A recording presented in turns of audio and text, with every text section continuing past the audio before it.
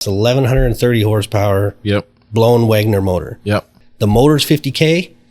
All that other supporting stuff is another 50K. Yeah. So you're 100K just in driveline. That doesn't even include your suspension. Because we need a bigger cooling system. We need a giant fuel system. We need a 3-inch exhaust. We need a built transmission that can hold 1,000 horsepower and 1,000 foot-pounds of torque.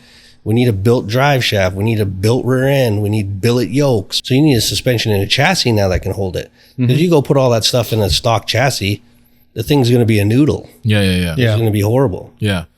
Welcome back to another episode of Modify with TrickFactory Customs. If this is your first time watching, my name is Elvis. Tim? Jimmy John. Just kidding. It's Rob. Every episode is a different name. Oh, that's awesome. Oh my gosh. Shit. Okay, I think you should continue doing that because I'm looking forward to all the names you come up with. We'll do a whole collaboration. You got her. Easy peasy. But Bob's your uncle. If this is the first time watching, we are a custom automotive shop based here in British Columbia, Canada. I want to say Canada. Canada, eh? Hey. Canada. And we talk about modified cars. And on this episode, we are going to be talking about what does it actually cost to build a modified car. And in the modified car world, there's different, I feel like for this topic, there's different tiers of modifications or builds. Oh, man. I can almost see the comment section. Yeah. It's going to explode. Yeah. And so I have asked Tim and Rob to share, if possible, to monetarily or what it'll add, like an average, depending on what tier, because you can have a simple build or you can have something that's from the ground up, literally like what we're doing to our Roadster Shop chassis Buick Skylark thing. Yeah. So that's going to be, so that's a full build from the ground up, everything pretty much almost making a car from scratch. And so we're going to talk about all of that on this episode. Yes. So before we get started though, how has the week been for you guys? Mine's been pretty good. Other than the abuse that I've suffered at your expense on the internet. On my expense? You did it to me. No, you've always been like, oh, I want to talk about this topic, or you have the passion to talk about some car opinions that you have, but not everyone agrees with them, apparently, as we've seen. It's very polarizing. Yeah, very polarizing. At least, 2,000 people have commented. Oh my God. Some don't agree, some agree. But I need to look at the average of like the amount of like likes and stuff it's gotten. So what is a build? It has about 500 and something thousand views, 22,000 likes, and 1,600 comments, but 9,500 shares. So out of all those, probably 70% of those comments, 80% are negative. I bet. No, not a lot. I don't know. You followed it. I'll say like 30%, like 20-30%. Negative? Maybe. Yeah. No, well, maybe. I don't know. But I mean, that's just whatever, because we all know it's easier for people to be negative and talk shit than it is for people to say nice things. So True. So and what else? There's the other one that has almost ourselves. There's the other one that has almost 600,000 views. That's should you modify your engines, or should you engine swap your car or modify the stock engine instead? Oh, every guy with an N54 just thought I was calling him out. Yeah. It's like the examples being given is like these guys have like the top tier BMWs and they're talking all this shit that they all make 700 wheel horsepower, and I didn't get one example of it. Yeah. And the ones that I did get were like 500 horsepower on E85 with downpipes and a tune in a new A90 Supra. So obviously, why would you swap that motor out if it has so much potential? That wasn't even the point of the conversation. The point of the conversation is if you had a 318 or something, you might want to put a better motor in it. Yeah. And then I quote a number based on like an entry level LS from Summit Racing, but of course it came right down. Like I made a generalized comment, which was a giant mistake because $3,600 is not $3,000, it's $4,000. Actually, on the internet, it's $6,000. And then you got to add all this other stuff, but that wasn't even the conversation. It was not even the conversation. It just went wild. But I still didn't get one dyno sheet. I got quoted a bunch of pages by engine builders that sell crazy engines, but nobody seems to have one. When I can make the same statement like, oh, Nelson Racing, 1,500 horsepower all day, every day. So like, yeah, until these guys start putting up, and 90% of them were all E85 tunes. It's like, what do you mean it's perfectly reliable? I got head studs, gaskets, new turbos, a downpipe, meth injection, and all the E85 tune. I make 750 wheel all day. Like, come on, man, you're not driving out in traffic. Get out of here. Needless to say, Tim has had a rough week. So. Yeah, it's been a rough week. So all you got to do to shut me up is just show me the sheets. Yeah. Because you're not running 850 wheel horsepower if you haven't had it tuned on a dyno. Yeah. Prove it. Send it. Yeah. Send the proof. And then we got... And not for 10 seconds.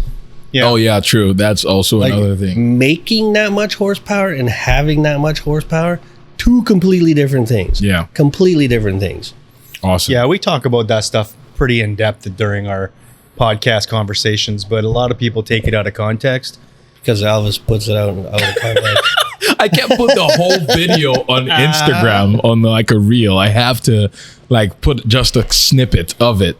And It's so I have okay. to put the most controversial thing because that's what the views. Because it's that's exciting. It fires people up, man. That's the point. So it's doing well. Yeah. Yeah. Yeah, good times. Yes.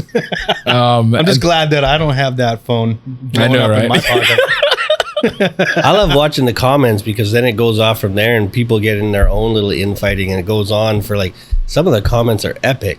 But at the same time, I'm ready to back up what I said because it's based on mostly on experience. And yes, there's crazy BMW motors, 100% understand. But at the same time, don't talk shit and then turn your comments off, you bunch of cowards. Yeah, that's true. People do Like that that's a lot. just some chicken shit stuff. Yeah. man. Awesome. Yeah. So, what have you been working on? I've been working on getting my 1,500 horsepower Mercedes back on the road. Yeah. So that's what I've been doing all week. Yeah. Trying to get that and organized. it's not off the road because anything broke. No. Yeah, we put a dry sump in it. So. It's just a lot of development because we have a couple of other engine swap Evos that we're doing as well. So Yep. we're using Tim's Evil Evo as our test mule. yeah. Yeah. So I can tell you exactly what it costs to make that much horsepower. Oh. That's another thing. If you've spent the money and built that much horsepower and I ask you what your build breakdown is, I can literally tell you every part, starting at my fuel tank right to the front end. How come none of these guys can?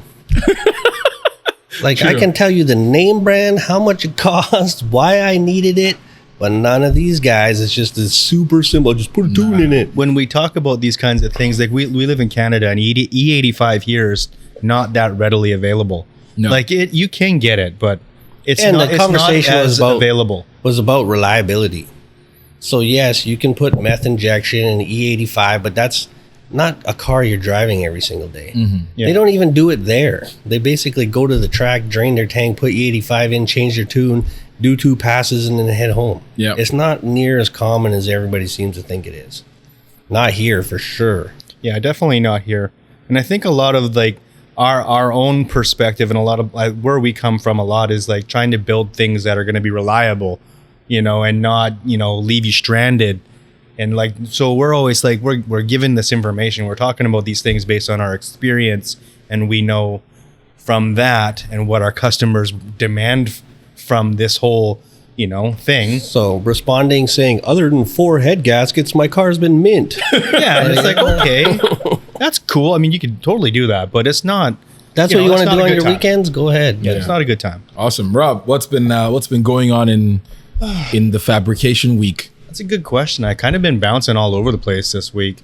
I've been working on the E-Defender. Yeah. So what was I can't remember the year of that Defender. 1966. 66 Defender. Technically, before you get us roasted on the internet Okay. again, It's not a Defender. it's not a Defender. What is it? Series 2. A Series 2. Okay. Yeah. Most people, associated that sort of platform to Defenders, but, one guy called me out and told me it's Series 2. Okay, that's cool. So I've been working on the E Series 2. And I've been getting into that. It's a unique challenge, that build, because the customer requires it to sort of be kind of aesthetically exactly kind of how it was in 1966. So we're challenged with creating essentially a 1966 looking but modern amenities and things throughout this vehicle, and as well as like the full E conversion in this thing. So like I've been working on that. Wow. What was that Heater sound? is a That's heater. crazy. Oh my gosh.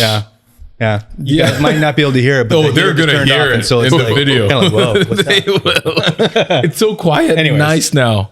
So yeah, I've been doing that, and what else? Yeah, I think that's basically it. I think that's The basically biggest it. challenge with that Couple one little is things. it's literally a tin can. So right now we're also faced with the task of preparing for the next big show that we're going to be going to in a couple of weeks. So was that May 6th Driven in Calgary, driven show. So Yeah. we're going to go to that. We're going to be bringing the slant nose wide body 996 and the Evil Evo. So Sick. after we're driving- hours, we're after driving the hours, slant we nose have there. to find the Yeah, time we're to road tripping get the all slant that. nose. Yeah. So should be a bit of an adventure. Yeah. I'm still mad I can't be there on No, Friday. you're not. I know I really am. Media princess gets to fly in the No. next morning. All fresh. I'm so feeling mad I can't good, be you there. know? No, it'd be Rest of cool us to- haggard, Oh. like bags under our eyes. Okay, let's do this. Let's represent. It would have been cool to capture some glorious content of the road trip if nothing is going to happen. But if anything were to, Nothing's it'll going to be- happen. No, It's no. going to be glorious and drama free. So I am kind of concerned because you guys are driving to pretty much where there's snow right now. In the Vancouver area, there's no snow, but in Calgary, there's snow on the road. So are you guys prepared to deal with No. snow? We're counting on the 26-degree weather for the next 2 weeks to save Okay, us. amen to that. But I heard it just snowed last week, so yeah. That's Calgary, though. It snows in July. yeah. It's gone just as fast as it comes, though. I mean, that could very likely be a very real problem that we're faced with. And Snow tires. Tim's gonna have the big rig with the Evil Evo in it, and he's gonna, you know, if we have to stop, because I'll be driving the slant nose. We're road tripping that one, and if I have to stop because of road conditions, then I'm gonna have to stop. And Tim's gonna have to go drop off the car and come get me. Yeah, Oh, sweet. Because you So- probably have summer tires on that thing. Yeah, I mean, yeah, it's a wide body Porsche, super slammed on coilovers, and it's all the things that you could expect for a nice summer driving car. Yep, that's gonna be fun. It'll be an adventure. I'm so mad. I'm gonna gonna be miss. fine. I'm gonna miss out on half of it. I'll be driving back with you guys, but I'm stoked. I'm looking forward to it. that's gonna be fun. Sweet. So, with that said, we are going to dive into the topic of today, which is actually before we do that, we also had more progress on the Lambo done, and so what have we done? We have Boost. Steve came this past week, our wiring guy. Yeah. And he had it, West Coast Wireworks. He had the Lambo, the Holly ECU pretty much wired into the Tahoe. Yeah, Tahoe, I forgot the name. Yeah, we're wired into the Tahoe. The Tahoe And now the car build Boost. Yeah. So, and it did some glorious burnouts. Oh, there was smoke everywhere. I think Steve was still crimping the last wire, and Tim already had the thing fired up on the limiter. Like, "Ba, ba, ba, ba, ba, let's do it!" Oh, Yeah. dude. Okay, so So did you fun. catch footage, Tim? You were doing burnouts on the f***ing road With the by hand manipulating the Yep. the E pedal. Yeah, with the hand throttle because we had to switch them out. So you guys should go check out that video. We Yeah. don't want to give too much up, but that was a really fun one. So It was a good time. Yes. That's another step closer to that vehicle coming Yep. to life. So So next Pretty- week we're pretty pumped. it's gonna be sunny, so we might try to Make it a cabriolet. yeah. that's gonna be so fun and so stupid. Yeah. So chopping is gonna start. Yeah. So okay, with that said, we are gonna dive into the topic again of today. Dive in. What does it cost? Cost in quotes to build a modified car. All of it. And then some. Because there are multiple what's it called, tiers of builds or multiple tiers of modifications, so you guys can chime into that a little bit. Yeah, and but I- we got to set the ground rules here. Are we Okay. including labor? What are we including? Yeah, everything. Labor costs, all that kind of thing? Yeah, Okay. yeah, we can try with and without labor because some people that listen to us might do these things Because I'd themselves. say in all the talking, it's like those are the things that are added and subtracted to justify each person's claim. Yeah. So we can try with and without labor if possible, but yeah. Okay, let's do it. Okay, so how many tiers of there, like a build can there be, or a modified car? A customer comes to you, oh, blah blah blah, help me build this, or I would say the sky's the limit. okay, So I'd say the first stage, if I was, would be like that 450 horsepower stage. okay, That's probably the least expensive. And then you want to go up from there, and then it just gets wildly expensive. yeah. So, yeah. And so, in that, what type of work do you put into like building, like, oh, your standard 450 horse? I feel like this is such a broad topic because It is there's very broad, bro. so It's many. very broad, and Because it's it depends really on the hard to say. platform. Yeah. Like what you're starting with. Yeah. You know what I mean? Like, I think it's really, really hard to say definitively that there's specific tiers in things, because it's a sliding scale across the board from the bottom all the way to like handmade everything. yeah, and Yeah. it depends on how resourceful you are. Yeah. What kind of reliability you want on it. Because like, of course, I can make a generalized statement because there's literally websites based on trying to do shit for as absolutely as cheap possible. And there's a million hacks. So you can do stuff and achieve numbers, but how long is it going to last? Are you just having fun? Is this your sidecar? You're just trying to have as much fun with the power for as long as you can before it turns to shit? Or are you trying to build something that's good and it's reliable, that you legitimately and honestly intend to daily drive? Yeah. Because that's vastly different. Yep. Like if you can go out and blow a hole in the side of your block and it's funny because you got a junkyard motor for $300, or you have to get to work on Monday, that's two completely different things. Yeah. So Yeah. And so like our Tahoe Lambo swap project is one of those kind of examples. Like, like 100%. you know, it is. doesn't matter.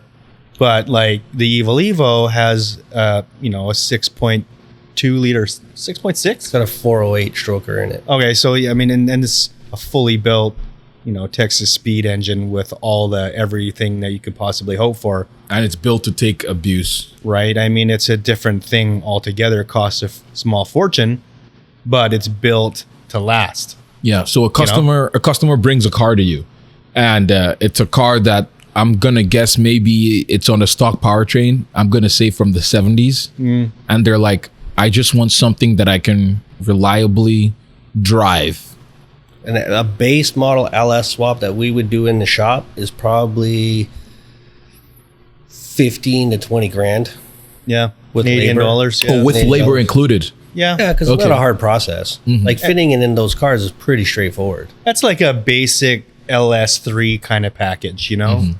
You know, there's a little bit of labor here and there, usually like to retrofit some sort of exhaust But system. if you want to get super technical before we get roasted again, if you want a true LS, you're probably like 23 to 25 grand. Including everything. Because a lot of these guys that you saw on social media that were talking if you want to get technical, an iron blocked bottom end is not an LS. It's a Vortec. Oh my gosh, it's an But- LS7. All the parts are interchangeable. So we call it the LS platform, but there's going to be someone that talks like you can't get an LS bottom end or long block for less than 8 grand, which is probably true if you want an all aluminum one. So that's the upcharge. But when we say LS platform, it's like you can get a 450 horse GM crate motor. Our cost is like 4,500 US. And then there's cheaper, like other brands that are doing them, which I quoted mistakenly in the last podcast, and it's $3,600 retail. Yeah. So my cost is like $3,200 US for a 450 horse long block, which is pretty. There's even cheaper ones than that make less horsepower. They're like 350, 375, and they're like $2,600. That's not bad. So you put a cam lifters and springs in it and new retainers, you can make that 450 no problem for 3 grand. yeah. But I don't know why none of these guys are looking, because that's like open information. You can do it. Is it the best possible version of it? No, but I'm sure it's decent. Comes with a 2-year warranty. yeah, So how why can not you go give it a wrong try? with that, right? And then what if when you're doing this, let's say 70s Nova or something, you find rust and all of that. How does that then progress? Or how do you even approach that too? Because I'm sure that is, yeah, like how does that work? Well, yeah. Wow. Or it's just a rust box? If it's a rust box, a lot of times it's not even worth repairing, depending on what kind of car it is. Like if you can get a better version of it, you're better off to, like, say we're doing a high-end build. If we're doing a high-end build, it almost makes more sense for you to get like a low-level, mildly restored car and start with that and tear it apart, which seems like a shame to a lot of people because traditionally restored cars were of a higher value, but they're not really anymore. You're seeing resto mods pulling double the money of a restored car. So you're almost better off to start with that car so that you're only moving forward, because rust repair and panel replacement will kill you. Like It's very expensive. labor intensive. And and it's one of those kind of things too, where you don't even really know how deep the issue is until you're actually in it. So like to accurately say like, this is going to cost this much money from the very first moment you see the vehicle to the client, it's pretty hard to do. Like you can, like, through some experience, you can be like, well, I mean, I see this and I see this. You'd have to like circle every little issue and you'd have to talk about it. Well, underneath this, there's typically issues that look like this and it could progress into this. And if you experience, the same kind of vehicle over and over and over again, you start to recognize like, okay, well, this is going to lead over to here. And, every issue, every car has like, historical sort of documented sort of issues, and you can do the research on that. Yeah. But you can still be surprised by that, because there's like people will go to extraordinary lengths to hide stuff. Oh, we saw it in the Skylark. Yeah. The Skylark was absolutely mind-boggling. Like how What did they hide? Everything. It looked like a Massive different rust car. holes. What didn't they hide? massive. Yeah. Just huge. I mean, it's super common. You see it all the time. Like My I didn't very even. first I car wasn't was a even. Chevelle was the same. Yeah, I wasn't even that big of a fan of the Skylark when we started it. And once we removed all the Bondo off of it, it started exposing all these like little Hidden subtle body details lines, and yeah. hidden body lines. I was like, oh, this car is actually nice. Like, Yeah. like his first Chevelle, what did you have, a 72? 72. Yeah. Like it had all the fucking shady bodywork hacks in it. Like I mean, you got, chicken like, wire, chicken wire, bonders, Bondo, fucking old newspaper, stuffing the chicken wire and Newspaper? Oh yeah. Oh, shit. Whatever it takes, man. And like, Good. and I bought it from an auction. I got sucked in by the gloss red paint. Yeah, my first- and ooh, wow, look, a new exhaust system, and probably like muffler, man, like the cheapest thing you could possibly put on. Yeah, my It didn't first matter. Datsun was made out of chicken wire, Yeah. fiberglass, Oh, no. and then they just undercoated it. It looked mint, but the fucking thing was ready to break in half. Yeah. And so the Skylark was kind of along the same sort of line. Like most of the back half of the car in the whole trunk all the way back was just like that. Like there actually, it was the first time I ever saw people covered over giant rust holes with like clear packing tape. You know what I mean? Like and the then 2-inch undercoated packing it. tape. Wow. And they used that Textured trunk spray. that texturized like graph was like, yeah, it was That two-tone trunk spray. the granite spray Yeah. to spray over top of it. It looked mint when the thing first came in. Yeah. When it's like, holy shit. What the heck? Rust repair? Yes. The cost of rust repair? I would say rust repair is the most expensive, aside from paint and body. Mm-hmm. The most expensive, unrewarding part of an entire build. Yeah. Because you brought your car in looking one way, then you go spend 30, 40 grand in metal work, and it looks the way you brought it.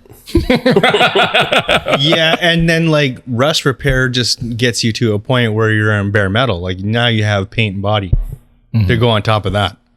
And we all know like the cost of materials for paint and body supplies nowadays is Crazy expensive. freaking insane. Like it's gone up like an absolutely crazy amount. And then labor cost on top of that, like by the hour. And you want panel a really good replacement. job, it's gonna take a lot more hours. Yeah. And panel replacement generally comes in a lot of tiers too, based on known platforms.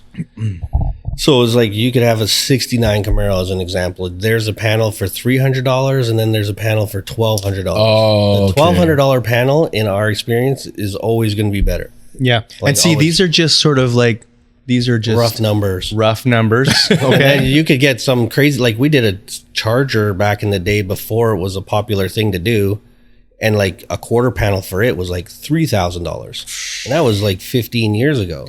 Yeah, and the Skylark that we're working on now, when we first started working on this car, you couldn't get panels for it from At all. anything. Yeah. So you had to have a donor car Wow. that you'd have to chop say a quarter off to graft it into your own project. And then if you want to start getting us to make panels, And then it gets ridiculous, crazy. right? Getting So that's crazy. So you have to have something that's honestly worth fixing, because some stuff just isn't worth fixing, and you gotta, like, based on your budget and where you're going with it, it might not even be worth it. Oh, that's interesting. So I don't know. I think we've probably had maybe 3 cars in our career where it's like once you get it blasted and stripped, there's just not enough There's left. not car left. It doesn't make sense. yeah.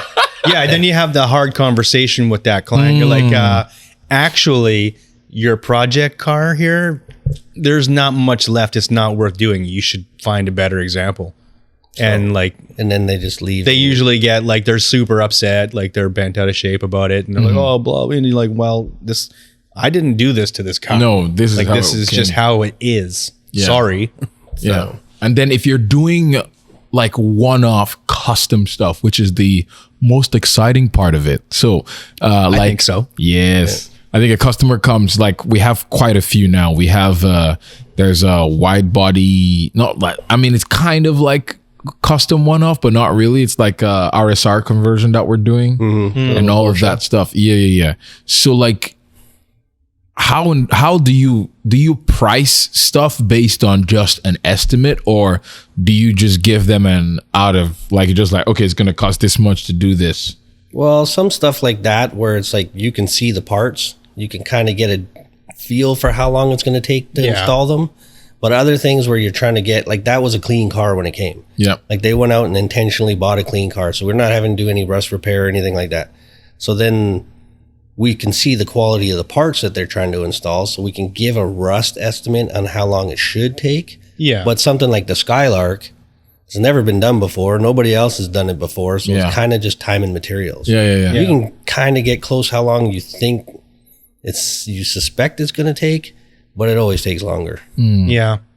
I mean, it's pretty safe to say, like, I mean, if you're talking money on a full custom one-off, you're like, well, if you think it's going to be this much, just imagine it being significantly more. I would say if that you can't afford 30% more than the quote, I'd want to say that, like, probably 50% more. Oh, really? Probably shouldn't even start. Really? Yeah. Huh. Or break it into manageable stages. Take care of your, powertrain. These, like, do as much as you can before you incapacitate the car at the next possible level. You know what I mean? Because it'll go on forever. Like, if you want to do a complete build from start to finish, say, like, straight up, right off the frame, new chassis, paint, body work, bare metal, the whole thing, it's going to be like $250,000. Yeah. And that's just like, that's the base of something like that. I mean, that's a big number. $250,000 Yeah. Canadian is probably like, $1,500 US, but I'm guessing it has the potential to go it goes up or way down. higher than that. Like, Yeah, you look if at you a want to lot go crush SEMA, or you want to, win any of these crazy shows, it's like, of course, you can put in a tremendous amount of time and effort in and discount your labor rate, but just the cost of the hard parts to get into that game is you're going to be like $125,000, $150,000 in parts. And this is not even counting labor. That's not even labor. Yeah.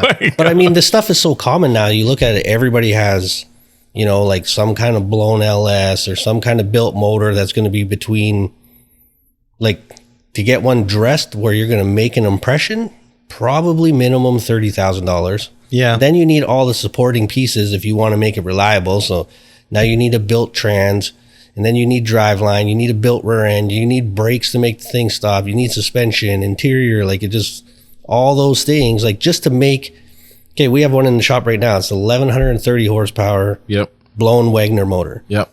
Everything to go with that thing is probably at least as much to make it work reliably. Because we need a bigger cooling system. We need a giant fuel system. We need a 3-inch exhaust. We need a built transmission that can hold 1,000 horsepower and 1,000 foot-pounds of torque.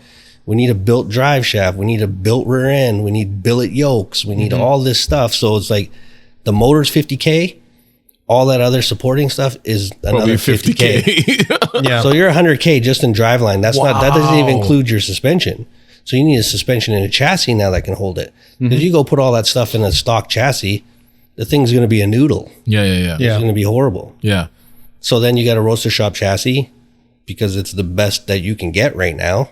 And that's another 30,000, 35,000. And that goes up even higher than that too if you spec it out. Yeah, you can spec it out to some wild, like they have some amazing options. Wow. So you can get easily 50K into that. So you're $150 just for your rolling chassis. Wow.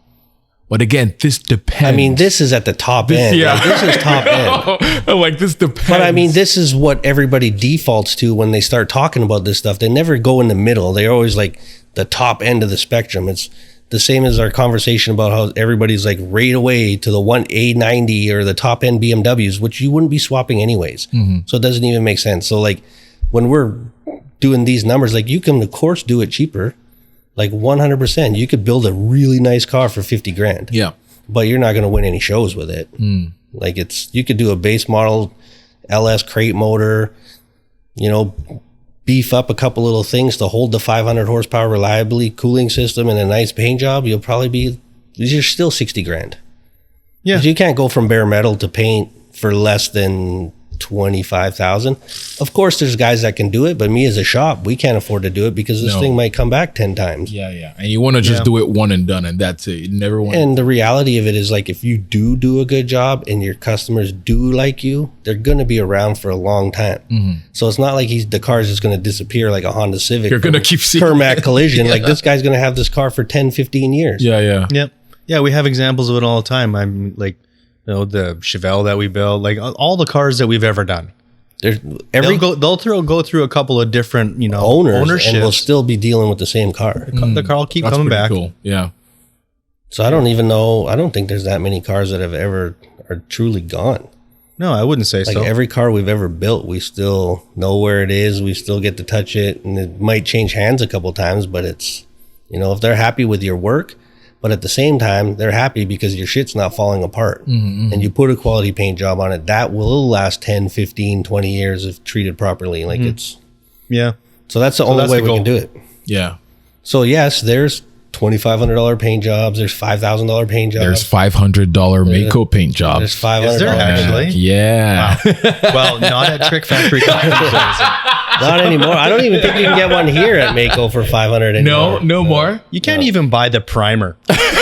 True. You literally can't Everything even buy. has gone I up think in it costs price. more than $500 just for the sandpaper Yeah. Like to do an actual paint job. the primer that we use, I think, is $700 a kit. Yeah. Yeah, just for the primer, and then you got sealer, and you got base coat, and you got clear coat, and then not to mention all the other consumables and abrasives. It's I would say a nice quality paint job right now is about between $5,000 and $7,000 in product. Yeah.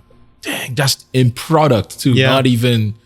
Yeah, We're not adding it's crazy labor to costs. imagine, isn't it? Yeah, and then labor costs. What does $5,000 buy you? It buys you a week. Yeah. You can't properly prep, sand, Prep and and paint a car in a week. No. It's impossible. No. So, like, even a scuff and shoot, which never turns out to be a scuff and shoot, is still probably a 10-day process. Yeah. So, I mean, at shop rate, that's $10,000. Yeah. So another $500. So, like, your entry level scuff and shoot on a nice car that needs almost zero bodywork, I would say is probably, if I was to put my name on it and warranty it any kind of way, is going to be $15,000 to $17,000. Yeah. Yeah. And rarely, like you said, rarely is it ever just a straight up scuff and shoot that simple. Like, people try and we're like, oh, look at it. And once you get into it, you're like, man, you're probably going to want to address this, and this. Yeah. And I've seen it just escalates. And I've seen it happen. It's like People that want MG, for quality. example. Oh, That yeah, MG the that came in for a scuff and shoot, and we ended up then finding you go to- so many you things start- wrong. Then the car was here for over a month. Yeah. Yeah, and you go to try to sand it, and next thing you know, you're blowing layers of paint off, and it's been painted 9 times, and there's no adhesion. Accidents that, you had no idea. You got to repair all that shit. Yeah. So Yeah. it can get wild pretty fast. Yeah. But I would say, like, a really nice paint job start to finish, 25 to 30 grand. Dang, dude. Yeah. It's nice though. Yeah. Like you're doing, It's actually- but it's not uncommon in the industry now to hear about $100,000 paint jobs. Yeah, we hear about it all the time, right? And we always question, like, geez, are we charging enough? But like, honestly, but like 25, 30 grand gets you a pretty nice paint job that you can be proud of. Yeah. It'll last a lifetime. Well, a long time, a really long time, treated properly. And so I'm gonna play. Do they even call it devil's advocate? I don't know. But what about? I'm just a young guy. I just want to. I don't know. Get something quick and easy. Not quick and yeah. Let's do quick and easy. Like I just want to have a body kit done. I want to like maybe get something Liberty Walk or something, but the off-brand version.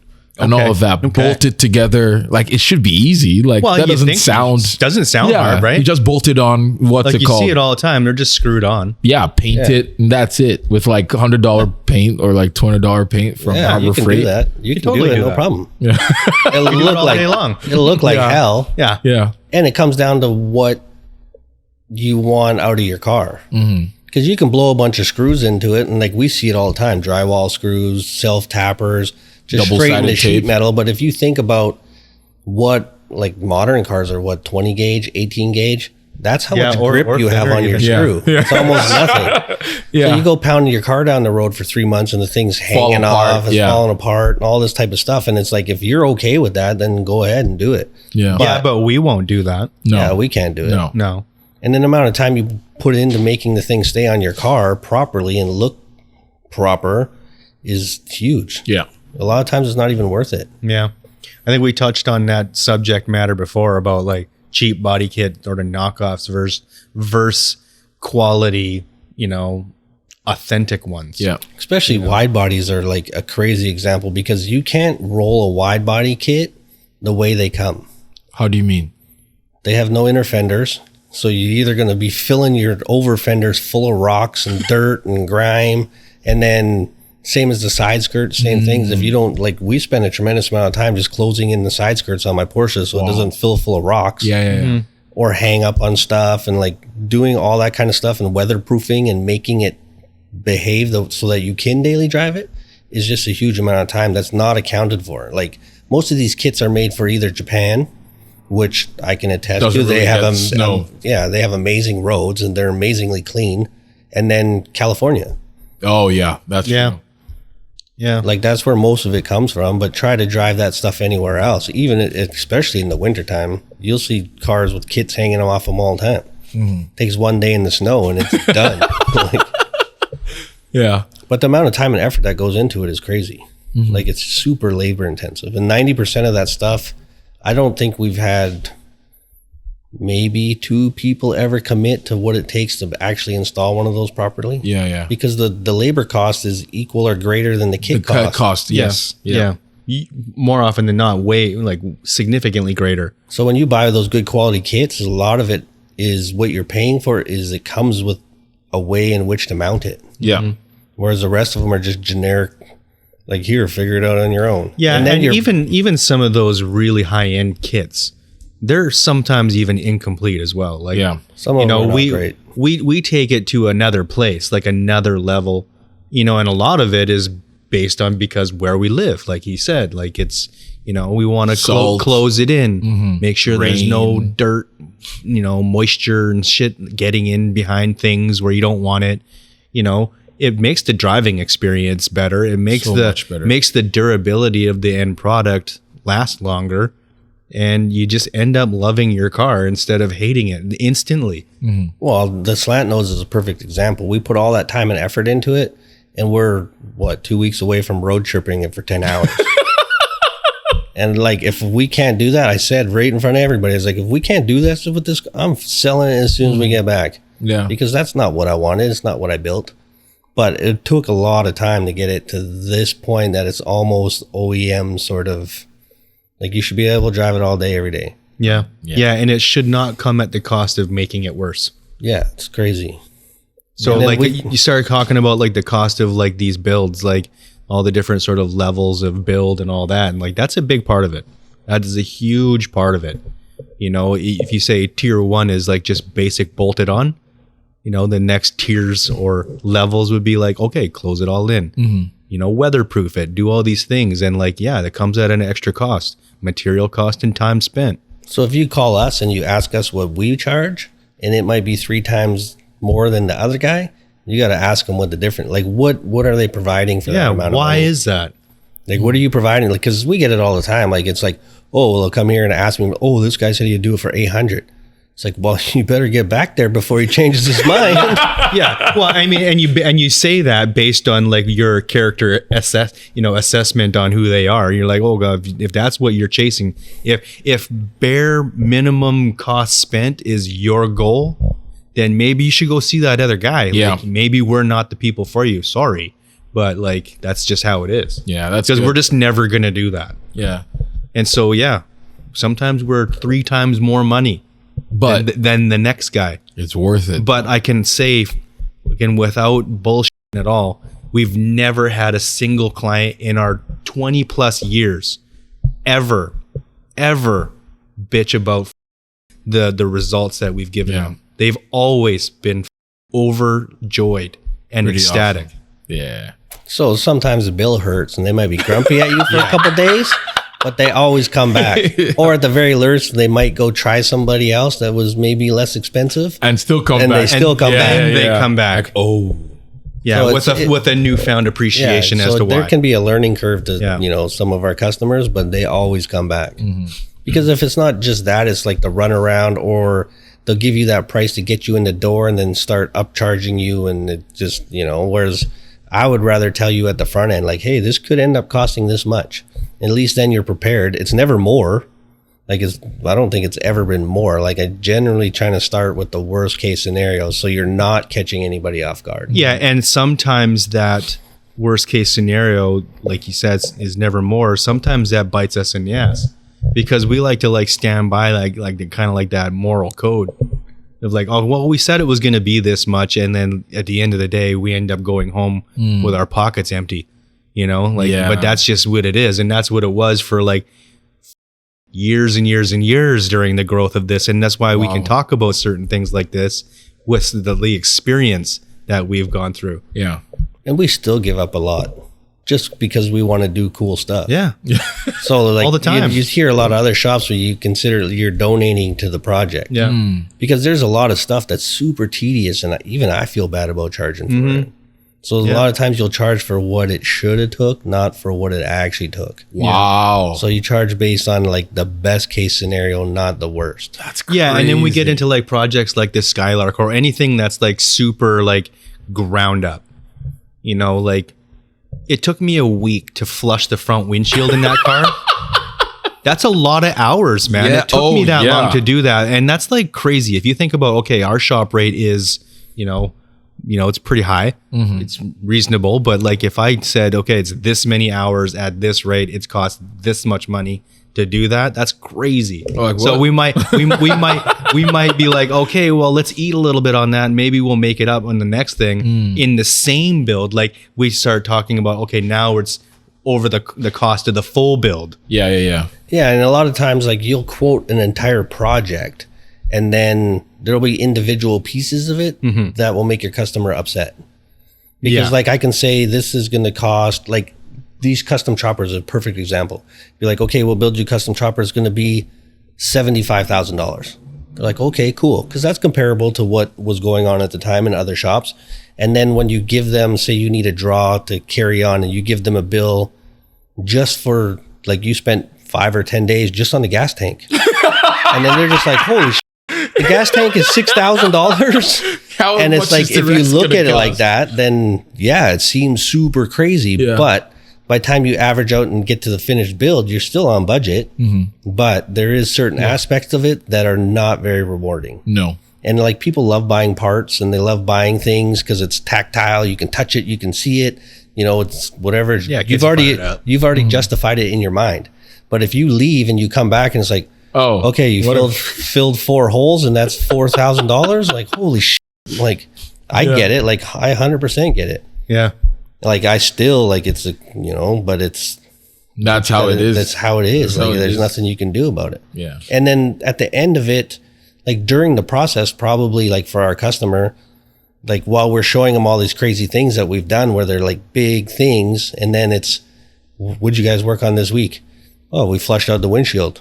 Only? What are you talking about, man? And then it's like, here it's we got 40 hours just into the windshield frame. And then, you know, at the end, when it all comes together as a package, that's going to be one of those defining pieces where you're like, oh man, that looks good. Sick, yeah. That is perfect. It's worth every penny. But when you come in and you look at it, you're just like, oh, You spent $5,000 for this? Yeah. So it's hard to swallow a lot of those pieces, and those are like the hidden things. Like, because you'll look at that car and you're like, okay, the motor was 30 grand. This was this, and it's like, but you didn't, that's all the connecting the dots that costs all the money. So like, even when we're, you know, just having basic conversations, I'll try to talk on the premise that all these other people are. It's like, oh, this is only 2,500. This is only this much. But there's, you know, and they make the example of a head gasket. Like, what does a head gasket cost to get replaced? I got to get one done on my G-Wagon. It's like, I was quoted $2,500 for a head gasket. So now you're going to incorporate those costs in. That's the labor side of it that's hidden when you speak in these broad strokes. Sure, if you can do it yourself, that's great, but it's still time and taken away from something else. Yeah, an example that like that head gasket was what, like $40 or something like that, but it was like $2,500. You're like, what? So those are the missing pieces. It's like you can, you know, but yeah, to do a basic one, it's probably 50 grand. Dang, dude. Just to clean up a car, make it drivable, make it presentable, nice. And then some of the other stuff that we do is nuts. Yeah. It's even, I think it's nuts. Like some of the costs of some of the stuff, you're just like, holy, this is insane. Yeah.